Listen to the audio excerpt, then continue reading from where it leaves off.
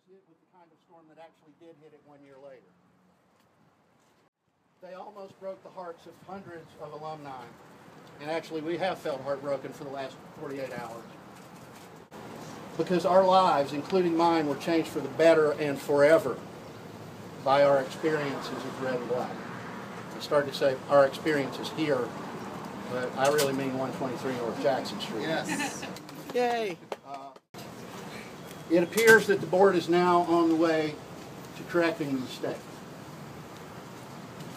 But I was very worried that this great institution, which has stood for 119 years, would fall if those mistakes were not corrected.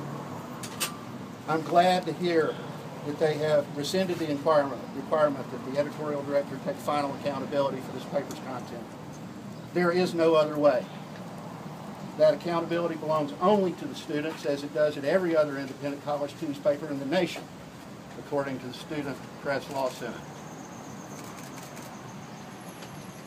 I don't know if they're ever officially going to rescind that memo, because evidently it was not officially issued.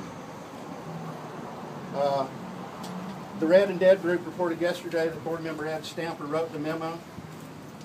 I understand that he's now tendered his resignation. I personally have no bone to pick with Ed Stamper, but let's be very clear here. Judging good and bad journalism has nothing to do with which stories you choose to cover. It has to do with accurate reporting and great writing. It has to do with adherence to time-honored standards. Yes, there are good stories. Yes, there are bad stories. But journalism's obligation to its community means you cover them both. Ed should have known that. He should have known it long ago. And he should never have written what he wrote. I no longer work in journalism, but my work today is very journalistic in nature. I work with organizations, for-profit and non-profit, helping them to create more productive and happy cultures and communities inside their organization. The network starts with reporting. Learning the stories of people inside an organization, executives and teams alike. Over the last 48 hours, I've done quite a bit of reporting on this organization myself. I've spoken to board members and to the staff. What's my early conclusion?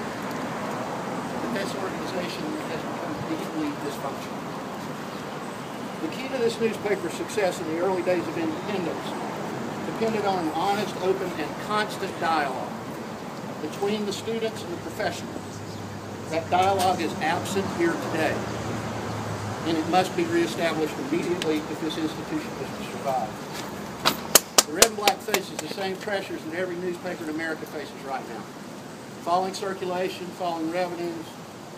But both sides of those institutions, the editorial and the business staff, talk to each other about what's needed to survive.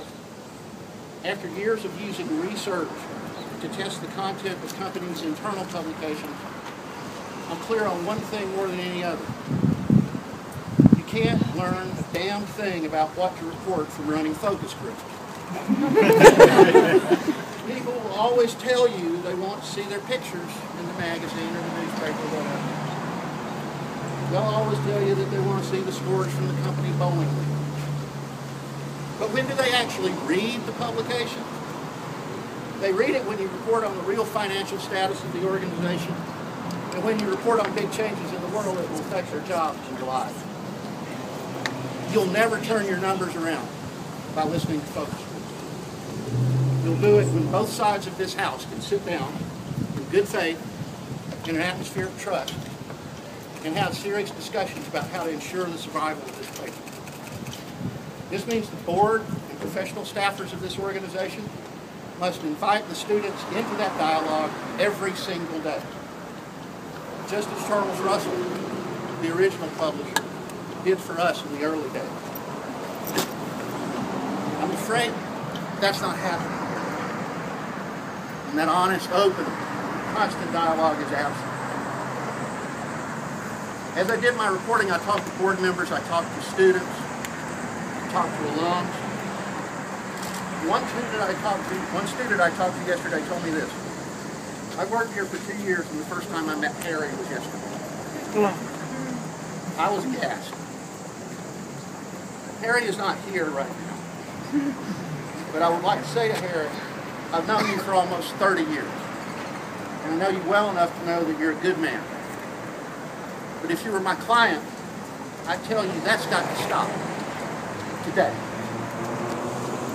You need to know all these kids, not just by name, but where they're from, what they care about, what their dreams are. The same goes for everyone on the professional staff. And students, you need to know the same about the professional staff.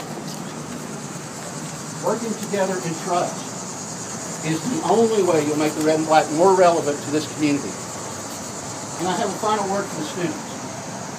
As a new dialogue begins here today, you have responsibility for it too.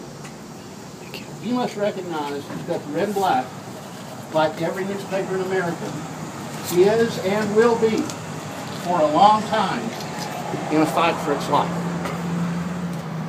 You will not win that fight unless both sides of this house listen to each other.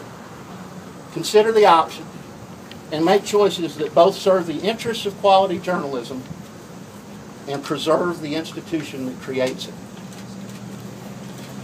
Don't burn down the house. When I first read the infamous Good Bad Memo, and I read Paulina Marinova's open letter, I asked myself, what would I have done if I'd been handed such a memo when I was editor-in-chief back in 1982 and 83? I concluded that I would have had no choice but to do what Paulina and other staffers did: walk out.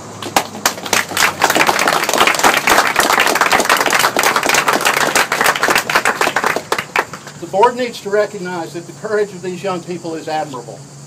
And I also know from my reporting that there are many members of this board, more than you know, who believe that. And I don't think that you would have seen what you saw today if that weren't true. You guys demonstrated the kind of courage that has always made journalism great.